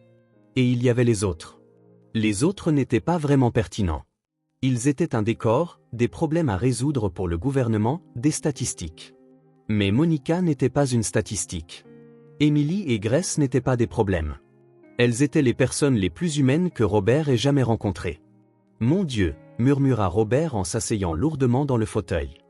La honte qu'il ressentait était physique. Elle faisait mal dans sa poitrine, brûlait dans sa gorge. Elles ont sauvé mon fils, et je n'ai jamais vu des gens comme ça comme des personnes. Robert se couvrit le visage de ses mains. 45 ans de vie, et il ne s'était jamais senti aussi petit. Gabriel se mit à pleurer à l'étage. Robert monta en courant, mais en arrivant dans la chambre, il réalisa qu'il ne savait pas quoi faire. Il prit Gabriel dans ses bras, mais le bébé continuait de pleurer. Il vérifia sa couche, lui offrit un biberon, essaya de le bercer, mais rien ne fonctionnait. « Qu'est-ce que tu veux ?» demanda Robert, épuisé. Gabriel le regarda avec ses yeux sombres, les mêmes yeux qui avaient regardé Emily et Grace avec tant d'amour et de confiance. Et Robert comprit. Elle lui manquait. Ce bébé de quelques mois avait passé 2 semaines à être aimé d'une manière que Robert ne savait pas comment aimer. Et maintenant, il était perdu, tout comme Robert. Je ne sais pas comment faire ça, avoir Robert à son fils. Je ne sais pas comment être un père. Mais elle savait comment être une famille. Robert passa toute la nuit sans dormir. Parfois, il marchait dans la maison vide, parfois il s'asseyait près du berceau de Gabriel, essayant de traiter tout ce qui s'était passé. À chaque heure qui passait, la honte grandissait. Il se souvint de réunions où il parlait d'optimisation des ressources humaines, licenciant des centaines de personnes comme si elles étaient des chiffres sur une feuille de calcul. Il se souvint de fêtes où il dépensait en une nuit ce que Monica ne voyait probablement pas en des années. Il se souvint comment il se plaignait quand il devait passer par des quartiers pauvres. Endroit déprimant, disait-il. Mais Monica et les filles vivaient dans ces endroits, et elles avaient plus de joie, plus de gentillesse, plus d'humanité que quiconque fréquentant les cercles sociaux de Robert. Le matin, Gabriel se réveilla en pleurant à nouveau. Robert essaya tout, mais le bébé était inconsolable. C'est alors qu'il se souvint de la chanson que Grace chantait. Il essaya de fredonner quelque chose de similaire, mais sa voix sortit dure, sans affection. Gabriel pleura plus fort, comme s'il sentait que ce n'était pas la même chose. Robert s'assit par terre dans la chambre, tenant toujours Gabriel, et pour la première fois depuis des décennies, il pleura aussi. Il pleura pour sa propre ignorance. Il pleura pour avoir passé toute sa vie sans voir ce qui comptait vraiment. Il pleura pour Gabriel, qui méritait tellement plus qu'un père qui ne savait pas comment aimer. « Je suis tellement désolé, dit-il à Gabriel, bien qu'il sût que le bébé ne comprenait pas. Je suis tellement désolé d'avoir mis si longtemps à comprendre. » Gabriel se calma lentement, sentant peut-être la sincérité dans la voix de son père.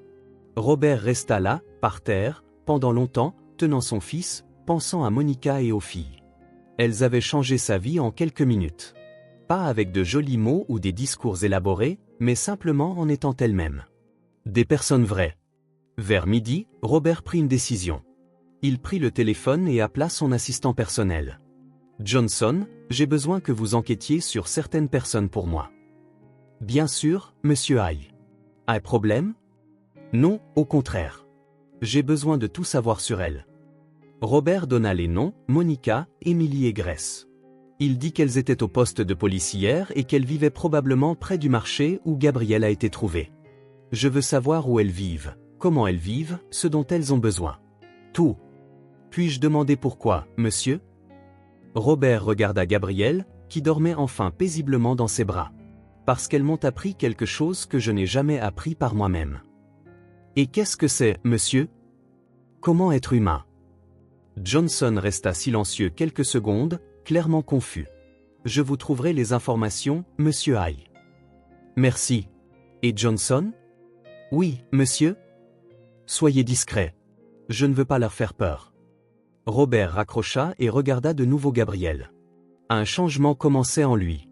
Lent, douloureux, mais définitif. Pour la première fois de sa vie, Robert Hay voulait être une meilleure personne. Et tout cela à cause de 3 femmes qui n'avaient rien demandé mais qui avaient tout donné.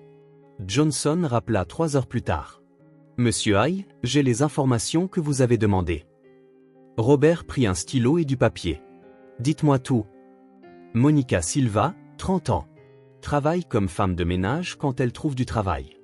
A des filles jumelles, Émilie et Grace, 5 ans. Elles vivent dans une cabane à Villa San José, périphérie ouest. Robert nota chaque mot. La situation est compliquée, monsieur.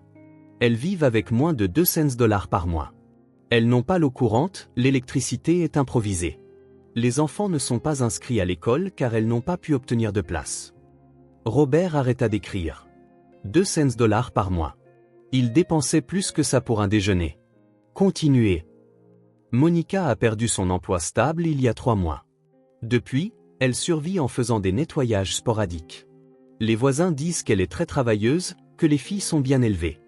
Elles n'ont jamais demandé d'aide à personne. Bien sûr qu'elles n'ont pas demandé, murmura Robert. Monsieur? Rien. Autre chose? Juste que, eh bien, c'est impressionnant comme elles arrivent à vivre avec si peu et à paraître toujours dignes, vous savez. Les voisins en disent beaucoup de bien. Robert termina l'appel et fixa ses notes. 200 $ par mois. Pas d'eau courante. Pas d'école pour les filles. Et pourtant, elles avaient partagé cette misère avec Gabriel sans réfléchir à 2 fois. Robert regarda autour de son bureau. Un bureau qui coûtait 50 000 $, une peinture qui coûtait plus que ce que Monica gagnerait en 5 ans. Et il se plaignait quand son café était froid. Gabriel se réveilla et se mit à pleurer. Cette fois, Robert n'essaya pas de le calmer avec de la musique ou en le berçant. Il serra simplement son fils contre sa poitrine et dit « Je te promets que j'apprendrai. Je te promets que je serai meilleur. Pour toi et pour elle. » Gabriel arrêta de pleurer et regarda son père, comme s'il comprenait. Robert savait qu'il avait beaucoup à apprendre. Sur le fait d'être un père. Sur le fait d'être humain. Sur ce qui comptait vraiment dans la vie. Mais pour la première fois, il était prêt à apprendre. Le changement avait commencé. 2 jours après avoir reçu le rapport sur Monica et les filles, Robert prit une décision qu'il ne pouvait pas entièrement expliquer lui-même. Il troqua son costume coûteux contre des vêtements plus simples. Il laissa son chauffeur à la maison, congédia les gardes de sécurité et conduisit lui-même jusqu'à la périphérie ouest de la ville. Il n'était jamais allé dans cette partie de la ville. Les rues se rétrécissaient, les maisons devenaient plus simples, jusqu'à ce qu'il arrive à un endroit qui pouvait à peine être appelé une rue. C'était un amas de cabanes, l'une accrochée à l'autre, sans planification urbaine. Des enfants jouaient sur le chemin de terre, des femmes étendaient le linge sur des cordes improvisées. Robert arrêta la voiture et sortit. Certaines personnes regardèrent avec curiosité l'homme bien habillé qui était apparu là. « Excusez-moi, dit-il à une vieille femme portant une bassine de vêtements. Savez-vous où vit Monica Silva ?» La femme le regarda avec méfiance. « Pourquoi voulez-vous savoir ? Elle m'a aidé avec quelque chose. Je veux la remercier. » La femme montra une cabane au bout de la rue. « C'est là. Mais soyez prudent, elle n'aime pas que des hommes étranges lui rendent visite. » Robert la remercia et se dirigea vers la cabane. Elle était encore plus petite qu'il ne l'imaginait après avoir lu le rapport. Beaucoup plus petite. La maison entière ne pouvait pas faire plus de 15 mètres carrés. Les murs étaient en vieux bois, le toit avait quelques tuiles cassées. Un rideau servait de porte. Robert prit une profonde inspiration et frappa sur le bois qui servait de cadre de porte. « Qui est-ce » cria une voix d'enfant de l'intérieur. « Émilie, Grace, c'est moi, Robert. Le père de Gabriel. » Il entendit des chuchotements et des pas. Le rideau s'écarta lentement et Émilie apparut, le regardant avec surprise et un peu de peur. « Que faites-vous ici, monsieur ? Je peux entrer ? J'ai besoin de vous parler. » Émilie hésita, regarda en arrière, puis ouvrit plus grand le rideau. « Maman n'est pas là. Elle est sortie chercher du travail. » Robert entra dans la cabane et eut l'impression de recevoir un coup de poing à l'estomac. L'espace entier était plus petit que la salle de bain de sa suite. Il n'y avait aucun meuble, à l'exception d'un matelas par terre et d'une petite table faite de caisses en bois. Le sol était en terre battue. Les murs avaient des trous recouverts de morceaux de carton. Dans le coin, un réchaud à 2 feux était en équilibre précaire sur des briques. À côté, un vieux réfrigérateur faisait un bruit assourdissant. Sur la corde à linge improvisée, 3 vêtements séchaient, tous rapiécés, tous visiblement usés depuis des années. Grace était assise sur le matelas, tenant une poupée de chiffon qui semblait avoir été cousue à la main avec des chutes. « Où est votre mère » demanda Robert, essayant toujours d'assimiler ce qu'il voyait. « Elle est partie au chercher du travail » répondit Émilie. « Elle a dit qu'elle ne rentrerait pas avant l'après-midi. » Robert regarda de nouveau autour de lui. Ici, c'est ici que Gabrielle avait été soignée. Dans cet espace qui contenait à peine 3 personnes. Elles avaient fait de la place pour un de plus. Vous viviez ici quand vous preniez soin de Gabrielle? Oui, monsieur, dit timidement Grace. Où dormait-il? Émilie montra un coin spécifique. Maman a fait un petit lit avec une boîte en carton, juste là. Elle l'a tapissé avec les tissus les plus doux que nous avions. Robert regarda le coin et essaya d'imaginer Gabrielle dormant là, dans une boîte en carton, sur le sol en terre, en étant plus aimé qu'il ne l'avait jamais été dans le manoir. « Pourquoi avez-vous fait ça » demanda Robert, plus pour lui-même que pour les filles. « Fait quoi » demanda Émilie. « Pris soin de lui. Vous n'aviez pas de place et vous n'aviez pas d'argent en plus. Pourquoi avez-vous pris soin de Gabrielle » Grace laissa tomber la poupée et regarda Robert comme si la question était étrange. « Parce qu'il en avait besoin. » « C'est tout ?»« Qu'est-ce que vous voulez dire, c'est tout ?» Émilie fronça les sourcils. C'était un bébé, seul, abandonné. Bien sûr qu'on allait s'occuper de lui. Robert s'assit lourdement sur le seul tabouret de la cabane. Ses jambes tremblaient. Le poids de son propre privilège l'écrasait. « Vous avez partagé votre nourriture avec lui ?» Oui, dit Grace comme si c'était la chose la plus naturelle du monde. Les bébés doivent manger. Mais vous en aviez déjà si peu. Et alors, haussa les épaules Émilie. On se débrouille toujours. Robert se couvrit le visage de ses mains. Ici, dans cette cabane de 15 mètres carrés, il avait trouvé plus de générosité que dans toute sa vie de luxe. « Monsieur, ça va » demanda Grace, inquiète. Robert regarda les deux filles. Émilie, à 5 ans, parlait avec la maturité d'une adulte. Grace, également âgée de 5 ans, s'inquiétait pour un homme riche qui était apparu chez elle. Elles avaient plus de sagesse et de bonté qu'il n'avait réussi à en accumuler en 45 ans. Il entendit des pas à l'extérieur. Le rideau s'écarta et Monica entra, s'arrêtant net en voyant Robert assis sur le tabouret. « Monsieur Haï !»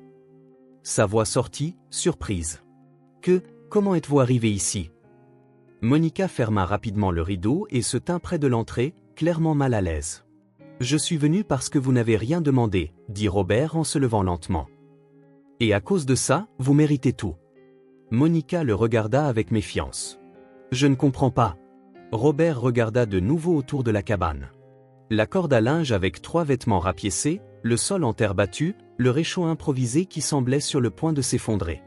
Et il réalisa qu'il y avait plus de dignité là que dans tout son manoir. « Je suis venu ici pour voir comment vous vivez, » dit Robert. « Et maintenant, je comprends encore plus ce que vous avez fait pour Gabrielle. » Monica croisa les bras, toujours méfiante. « Nous avons juste pris soin de lui. Nous n'avons rien fait d'extraordinaire. »« Vous avez tout fait, » dit Robert. « Vous avez donné de l'amour, du temps, de l'espace, de la nourriture. Des choses que vous n'aviez pas en trop. N'importe qui ferait la même chose. »« Non, Monica. Pas n'importe qui. » Robert se dirigea vers la petite fenêtre et regarda dehors. D'autres maisons similaires, d'autres familles luttant pour survivre. « Combien de personnes passent par ici tous les jours ?» demanda Robert. « Beaucoup. Pourquoi ? Combien s'arrêtent pour aider quand ils voient quelqu'un dans le besoin ?» Monica ne répondit pas immédiatement. Émilie et Grace restèrent également silencieuses. Peu, admit finalement Monica. « Vous êtes différente. Et cela m'a fait réaliser à quel point je me suis trompé toute ma vie. » Robert se tourna vers Monica. « Je suis venu ici pour vous faire une offre. » « Quel genre d'offre ?» Monica devint encore plus tendue. Robert prit une profonde inspiration. « Je suis rentré chez moi après le poste de police et je n'ai pas pu m'arrêter de penser à vous. À la façon dont vous avez pris soin de Gabrielle, à la façon dont vous n'avez rien demandé. Et je me rends compte que vous méritez beaucoup plus que ce que vous avez. » Monica secoua la tête. « Nous ne voulons pas de charité, monsieur Haï. »« Ce n'est pas de la charité, » dit fermement Robert. « C'est la justice. » Robert sortit des papiers de sa poche. Monica regarda avec méfiance. « Vous m'avez rendu mon bien le plus précieux, » dit Robert. « Et vous n'avez rien demandé en retour. Ce n'est pas de la charité, Monica, c'est la justice. » Que sont ces papiers ? L'acte de propriété d'une maison. Simple, mais sûr. 3 chambres, une salle de bain, une cuisine. Dans un quartier avec une bonne école publique. Les yeux de Monica s'écarquillèrent. « Monsieur, laissez-moi finir, » demanda Robert. « Il y a plus. Il sortit d'autres documents. L'inscription des filles dans une école privée près de la nouvelle maison. Tout est payé. Une assurance maladie pour vous trois. Et un compte en banque avec assez d'argent pour que vous puissiez vivre dignement. Monica pâlit. Je ne peux pas accepter ça. Pourquoi pas? Parce que c'est trop. Nous n'avons rien fait pour mériter tout ça. Rien fait? Robert regarda Émilie et Grace, puis de nouveau Monica. Vous avez sauvé mon fils. Vous m'avez montré ce que signifie être vraiment humain. Monica secoua la tête, les larmes aux yeux. Mais c'est beaucoup d'argent, beaucoup. Pour moi, c'est une fraction de ce que je dépense en choses inutiles chaque mois, dit honnêtement Robert. Pour vous, c'est une chance d'avoir une vie meilleure. Grace s'approcha de Monica. Maman, il est sérieux? Monica regarda sa fille, puis Émilie, puis Robert. Monsieur Hay, je me suis toujours débrouillé seul. J'ai toujours pris soin des filles sans demander l'aide de personne. Je sais. Et c'est exactement pour ça que vous méritez ça. Monica se couvrit le visage de ses mains et se mit à pleurer. Ce n'étaient pas des larmes de tristesse, mais de soulagement, d'espoir, de profonde gratitude. Émilie serra sa mère dans ses bras. Ne pleure pas, maman. Je ne pleure pas de tristesse, dit Monica en essayant de se contrôler. Je pleure parce que je n'aurais jamais cru qu'une chose pareille pourrait nous arriver. Robert s'approcha et tendit les papiers à Monica. Acceptez-vous? Monica regarda les documents, puis ses filles. Émilie et Grace la regardaient avec de l'espoir dans les yeux. Pour elle, dit finalement Monica en prenant les papiers. Pour elle, j'accepte. Robert sourit pour la première fois depuis des jours. Elle mérite d'avoir un avenir, Monica. Et vous méritez d'avoir la paix. Monica serra ses filles dans ses bras, toutes pleurant ensemble. Robert regarda la scène et sentit quelque chose qu'il n'avait jamais ressenti auparavant. La satisfaction de faire ce qui est juste, de reconnaître la valeur de ceux qui n'ont jamais été vus, de donner à ceux qui ont tout donné sans rien attendre. Quand pourrons-nous voir la maison? Demanda Émilie, serrant toujours sa mère dans ses bras. Tout de suite, si vous le souhaitez, répondit Robert. Grace sauta de joie. Vraiment, vraiment? Monica essuya ses yeux et regarda Robert avec une expression qu'il n'oublierait jamais. Une gratitude pure, sans fausseté, sans intérêt personnel, sans prétention. Merci, dit simplement Monica. Et Robert sut que ce mot valait plus que n'importe quelle louange, n'importe quelle récompense, n'importe quelle reconnaissance qu'il ait jamais reçue. Car il venait du cœur de quelqu'un qui connaissait la vraie valeur des choses. De quelqu'un qui avait enfin de la visibilité. De quelqu'un qui méritait tout. Une semaine plus tard, Robert retourna à la cabane avec les clés de la nouvelle maison. Monica, Émilie et Grace l'attendaient à la porte, vêtues de leurs plus beaux habits. « Prête à voir votre nouvelle maison ?» demanda Robert en souriant. « Très prête !» cria Grace en sautant d'excitation. Émilie était plus posée, mais ses yeux brillaient d'anticipation. Monica semblait toujours ne pas croire que c'était réel. La voiture de Robert arriva quelques minutes plus tard. C'était un modèle simple, pas la limousine qu'il utilisait normalement. Il ne voulait pas attirer une attention inutile.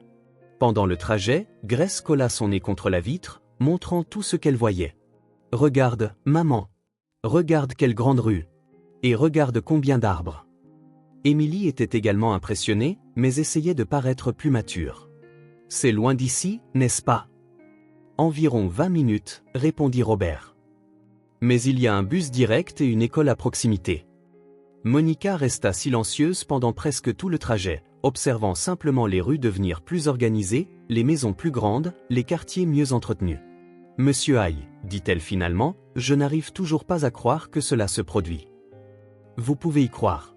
Vous le méritez, et bien plus encore. » Quand ils arrivèrent dans la rue de la nouvelle maison, Grace fut la première à sortir de la voiture. C'était une rue calme, avec des maisons petites mais bien entretenues, des trottoirs propres et des arbres qui les bordaient. « C'est ça ? » demanda Émilie en regardant autour d'elle. « C'est ici, » confirma Robert en s'arrêtant devant une simple maison à 2 étages peinte en bleu clair avec un portail blanc. Monica mit la main sur sa bouche, émue. « C'est magnifique. » Robert ouvrit le portail et ils entrèrent dans le petit jardin de devant. Il y avait du gazon bien entretenu et quelques fleurs plantées. « On peut entrer ?» demanda Grace. Robert tendit la clé à Monica. « La maison est à vous. C'est à vous de l'ouvrir. » Monica prit la clé d'une main tremblante. Elle ouvrit la porte d'entrée et ils entrèrent tous ensemble. Le salon était petit mais confortable. Il y avait un canapé, une table basse, une télévision et une étagère avec quelques livres. Tout était simple, mais neuf et propre. « Mon Dieu !» murmura Monica. Émilie et Grace coururent explorer la maison. « Maman, viens voir. Il y a 2 chambres à l'étage. » cria Émilie depuis les escaliers. « Et une salle de bain juste pour nous » ajouta Grace. Monica monta lentement les escaliers, toujours sous le choc. Robert la suivit, observant sa réaction. La chambre principale était petite mais avait un lit double, une armoire et une simple coiffeuse. La chambre des filles avait 2 lits simples, 2 tables de chevet et une autre armoire. « Chacune de nous aura son propre lit ?» demanda Grace, émerveillée. « Oui, dit Robert. Et vous pourrez les décorer comme vous le voudrez. » Émilie ouvrit l'armoire vide et imagina ses vêtements à l'intérieur. Grace testa la douceur du lit en riant de joie. Ils descendirent voir la cuisine.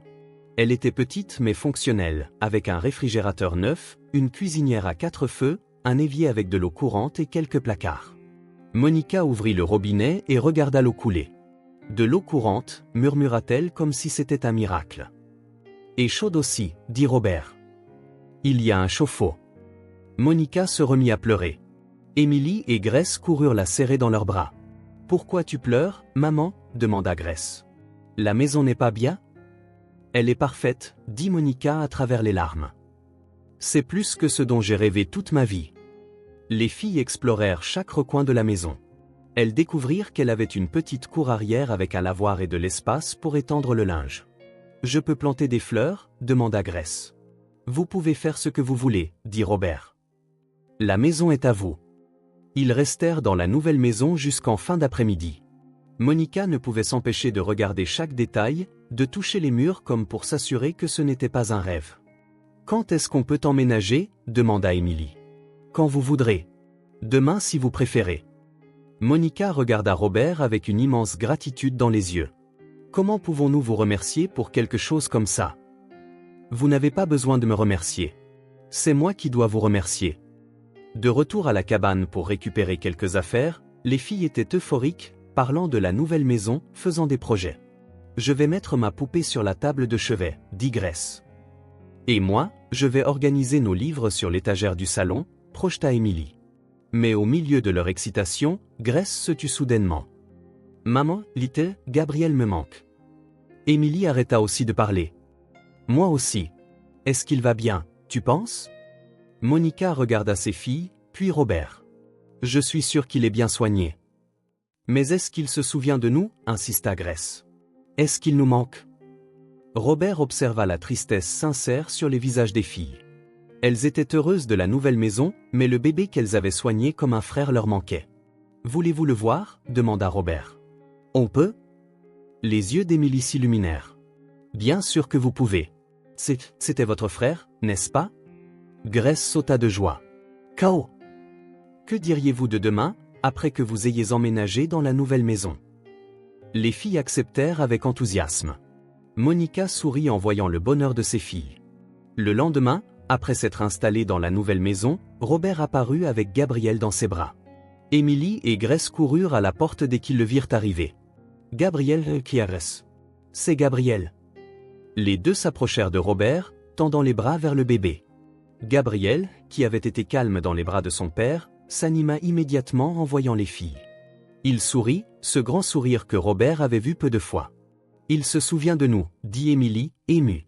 Robert tendit Gabriel à Émilie. Le bébé se blottit sur ses genoux comme s'il n'était jamais parti. « Salut, petit frère » murmura Émilie. « Tu nous as manqué. » Grace embrassa le front de Gabriel. « Tu as grandi. Tu es plus potelé. » Gabriel rit, ce rire délicieux de bébé. Il tapota le visage de Grace avec ses mains, en jouant. Robert regarda la scène et sentit quelque chose s'agiter dans sa poitrine. L'amour, là, n'était pas un discours. C'était une présence. C'était Émilie ajustant Gabriel sur ses genoux avec le soin d'une mère expérimentée. C'était Grace faisant des grimaces pour faire rire le bébé. C'était Monica s'approchant pour toucher doucement son visage. C'était une famille que le sang n'avait pas formée, mais que l'amour avait créée. « Il est ce qu'il est grâce à elle » murmura Robert pour lui-même. Gabriel avait appris à sourire dans les bras d'Émilie et de Grace. Il avait appris à faire confiance sur les genoux de Monica. C'était un bébé heureux parce qu'il avait été aimé inconditionnellement dans les premiers jours de sa vie. « Je peux le prendre un peu ?» demanda Grace. Émilie passa Gabriel à sa sœur. Le bébé resta compte, regardant de l'une à l'autre comme s'il reconnaissait chaque détail de leur visage. « Il est plus intelligent », observa Grace. « Regarde comme il fait attention à tout. » Monica s'assit à côté des filles sur le nouveau canapé. Gabriel étendit ses petits bras vers elle, demandant à être pris dans ses bras. « Salut, Phi » dit Monica en prenant Gabriel. « Tu es si grand et si beau. » Gabriel se blottit sur les genoux de Monica et ferma les yeux, se relaxant complètement. Robert resta à regarder, ému par la scène. « Il s'est endormi » murmura Émilie. « Il dort mieux avec vous qu'avec moi » avoua Robert. « Pourquoi » demanda Grace. « Parce que vous savez comment aimer d'une manière que j'apprends encore. » Les filles restèrent avec Gabriel pendant 2 heures.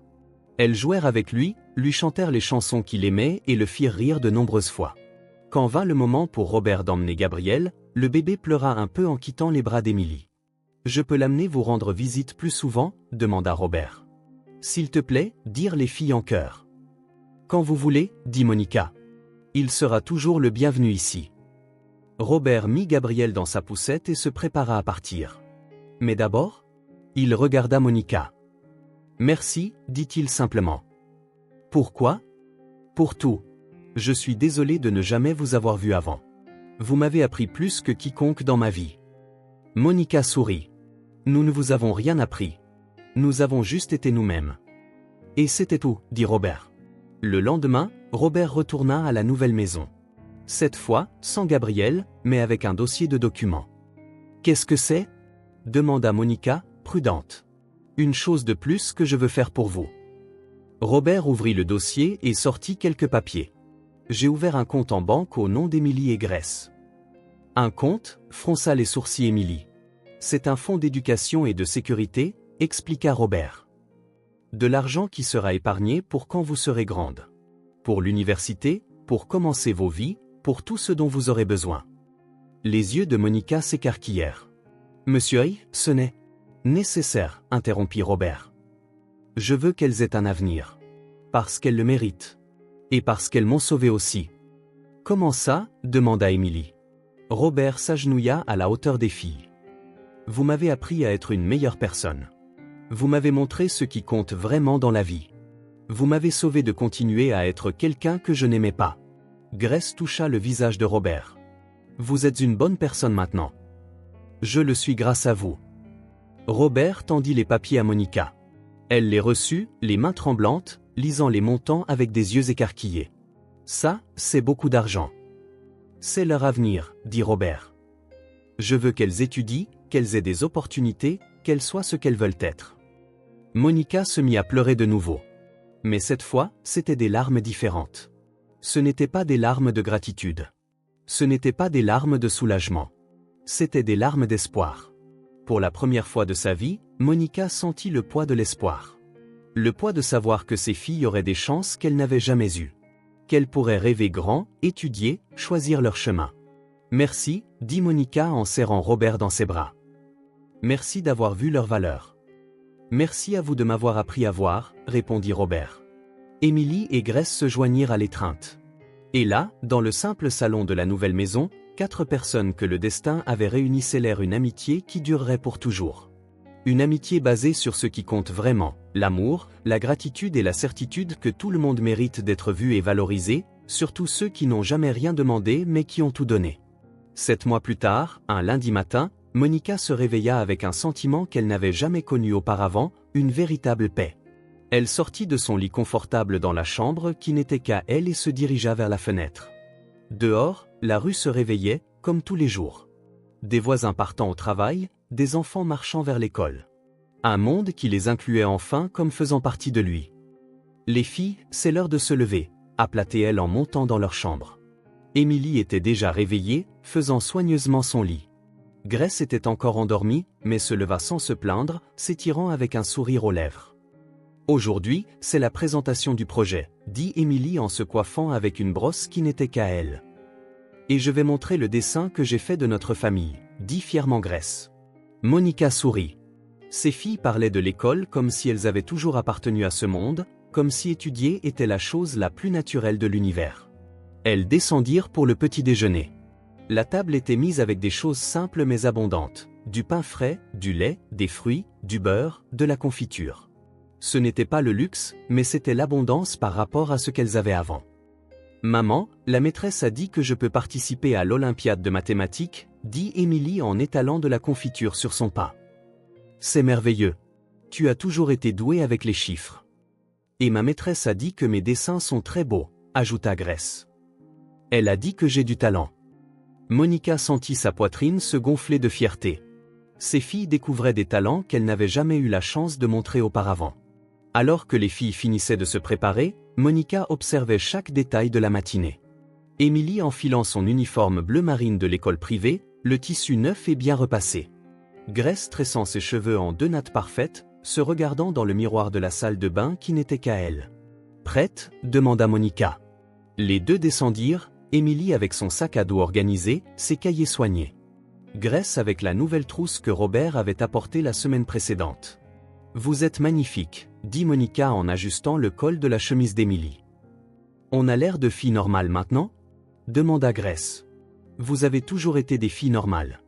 Maintenant, tout le monde peut le voir aussi. » Elles quittèrent la maison, marchant sur le trottoir propre. L'école était à 15 minutes de marche, un trajet sûr que Monica s'assurait d'accompagner chaque jour.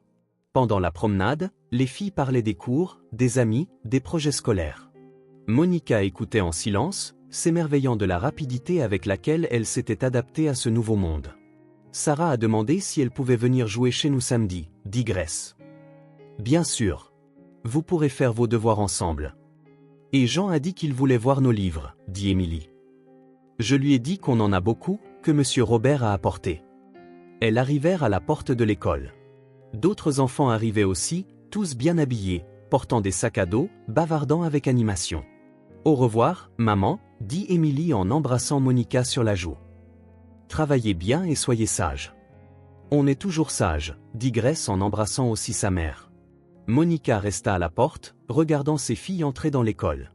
Émilie aida Grace à porter son sac à dos jusqu'à la porte de la classe. Grace fit un signe de la main à Monica avant de disparaître dans le couloir. Pour la première fois, des filles avec un avenir. La phrase résonna dans l'esprit de Monica comme une belle chanson. C'est exactement ce qu'elle voyait en regardant ces filles maintenant. Des filles qui avaient de réelles perspectives, des rêves réalisables, des chemins ouverts devant elles. « Bonjour, Monica. » Elle se tourna et vit Robert s'approcher sur le trottoir. Il était habillé de façon décontractée, portant Gabriel dans ses bras. Le bébé, maintenant âgé de 18 mois, était visiblement plus grand et plus alerte. « Bonjour, Robert. Vous arrivez au moment parfait. » Gabriel, voyant Monica, étendit immédiatement ses petits bras vers elle. Elle le prit et il sourit, ce sourire radieux qu'il faisait toujours en voyant les gens qu'il aimait. « Salut, mon prince. Tu es si grand. » Gabriel riait et essayait d'attraper la boucle d'oreille de Monica, babillant quelque chose qui ressemblait presque à de vrais mots. « Est-ce qu'il parle déjà ?» demanda Monica. « Il dit maman, papa et quelque chose qui ressemble à Amy, » répondit Robert en souriant. « Je pense qu'il essaie de dire Émilie. » Monica sourit. « Bien sûr. Il adore les filles. » Robert avait pris l'habitude de visiter la maison de Monica 3 fois par semaine, amenant toujours Gabriel. Non par obligation ou par culpabilité, mais par l'affection sincère qui s'était développée entre eux tous. Ils rentrèrent ensemble à la maison. Gabriel n'arrêtait pas de montrer tout ce qu'il voyait sur le chemin, les voitures, les arbres, les chiens, comme s'il narrait la promenade. « Comment s'est passé votre week-end » demanda Robert. « Agréable et paisible. Les filles ont fait leurs devoirs, ont joué dans le jardin, ont aidé à faire un gâteau. Des choses simples. Les meilleures choses sont toujours simples. » Ils arrivèrent à la maison et s'installèrent dans le salon confortable. Gabriel descendit immédiatement des genoux de Monica et se mit à marcher dans la maison, explorant chaque recoin. Maintenant, il marchait d'un pas assuré, toujours curieux de tout. « Est-ce qu'il parle plus » demanda Monica. « Beaucoup plus. Et il comprend presque tout ce qu'on dit. Hier, je lui ai demandé de prendre l'ours en peluche et il l'a apporté parfaitement. » Gabriel s'approcha de Monica et leva les bras, demandant à être pris. Elle le prit dans ses bras et il se blottit, comme s'il était à la maison. Il est toujours plus calme ici, observa Robert. Parce qu'ici, il sait qu'il est aimé inconditionnellement. Robert regardait Gabriel sur les genoux de Monica. Tu sais, je pensais. À quoi? À quel point sa vie aurait été différente si vous ne l'aviez pas trouvé ce jour-là. Monica regarda Gabriel, qui s'était endormi dans ses bras. Il aurait été soigné différemment. Dieu trouve toujours un moyen. Mais pas de la manière dont vous l'avez soigné. Avec tant d'amour. Dans l'après-midi, quand Émilie et Grace rentrèrent de l'école, elles trouvèrent Robert et Gabriel qui les attendaient dans le salon.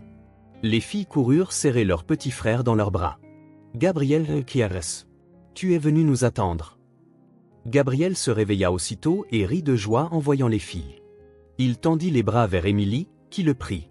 Salut, petit frère. Comment s'est passée ta journée?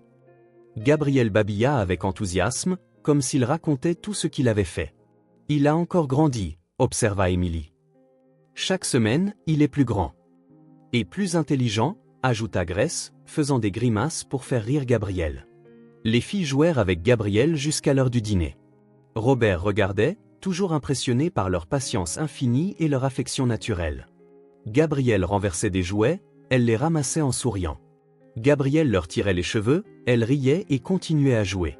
Gabriel devenait grognon, elles inventaient des chansons pour le calmer. Les vrais liens n'ont pas besoin de sang, murmura Robert à Monica alors qu'il regardait les 3 enfants sur le sol du salon.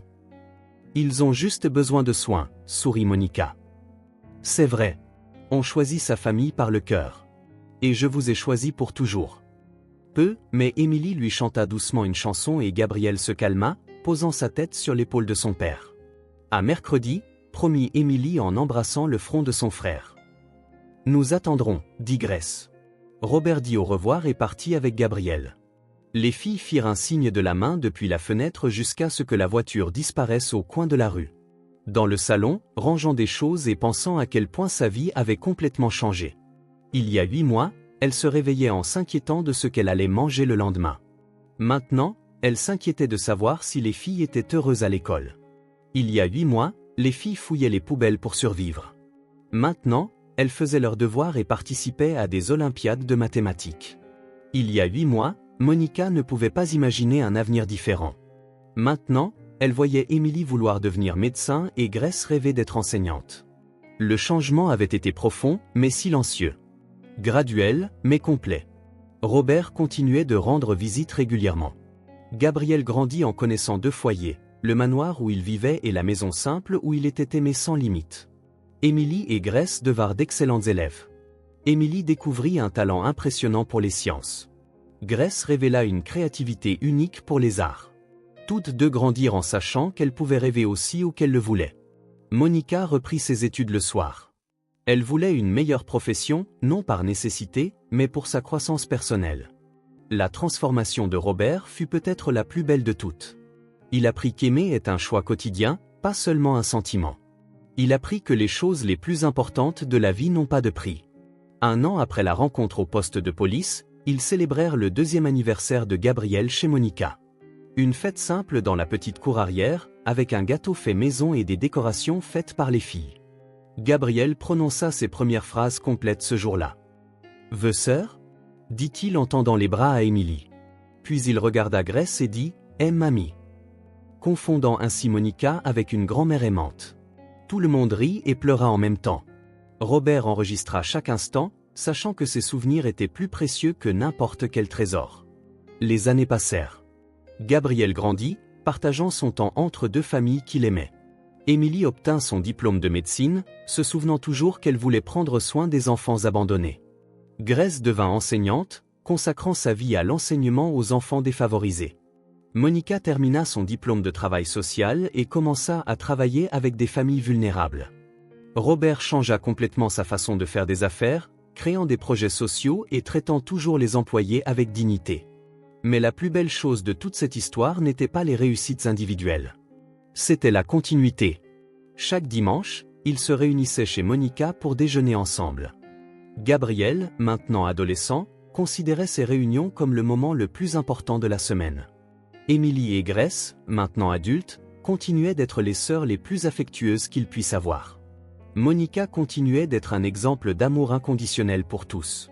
Robert continuait d'apprendre chaque jour comment être une meilleure personne.